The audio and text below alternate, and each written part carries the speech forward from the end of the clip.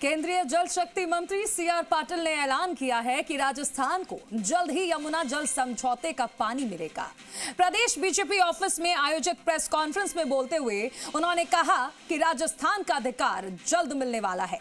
Haryana CM और Rajasthan CM के बीच MOU हुआ है और हरियाणा सीएम ने डीपीआर बनाने के निर्देश दे दिए हैं। साथ ही इस बार के बजट में राजस्थान में पानी के लिए 1 लाख करोड़ का बजट रखा गया है। उन्होंने स्पष्ट किया है कि यदि बांध या बड़ी संरचना बनती है तो समय लगेगा, लेकिन फिलहाल सरप्लस पानी को पाइपलाइन के जरिए राजस्थान लाने की योजना पर काम शुरू हो गया है।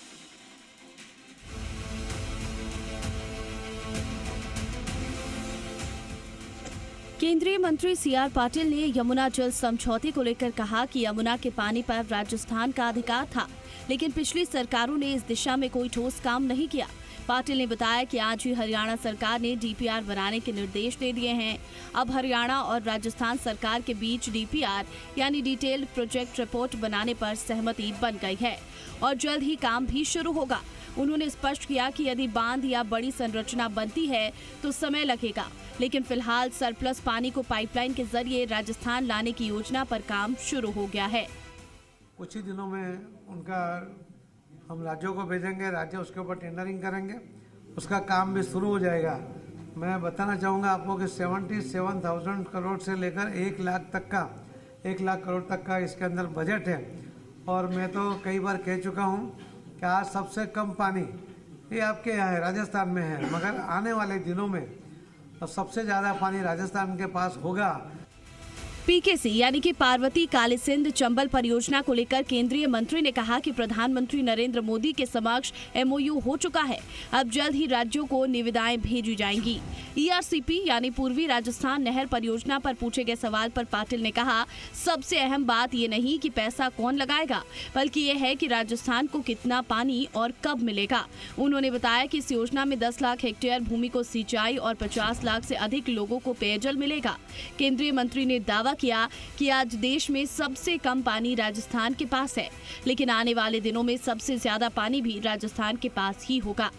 उन्होंने बताया कि केंद्र सरकार ने राजस्थान में जल परियोजनाओं के लिए 77,000 करोड़ से लेकर 1 लाख करोड़ रुपए तक का बजट दिया है। 77,000 करोड़ से 1 लाख करोड़ तक का ये प्रोजेक्ट पहली बार पानी के लिए राजस्थान में आ रहा है। केंद्र सरकार कितना देगी और स्टेट गवर्नमेंट दोनों मिला के कितना देगी वो बहुत महत्वपूर्ण नहीं है, कितना पानी मिलेगा। आपको लगभग 10 लाख हेक्टेयर ज़मीन को किसानों के लिए पानी मिलेगा और 50 लाख लोगों को पीने का पानी इस योजना से मिलेगा। ये अपने आप में बहुत बड़ी बात है। तो वो महत्वपूर्ण है कि योजना बने, जल्दी से पूरी हो जाए। पैसा कोई भी सरकार लगाए, लोगों को पानी मिलना चाहिए।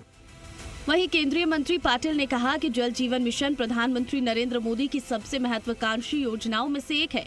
योजना को 2024 से बढ़ाकर 2028 तक किया गया। 16 करोड़ घरों में नल से जल पहुंचाने का लक्ष्य रखा गया है।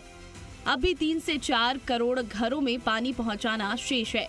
उन्होंने कहा कि पहले 9 करोड़ बहनों को पानी लाने के लिए दूर जाना पड़ता था, जिससे 4.5 करोड़ घंटे व्यर्थ जाते थे।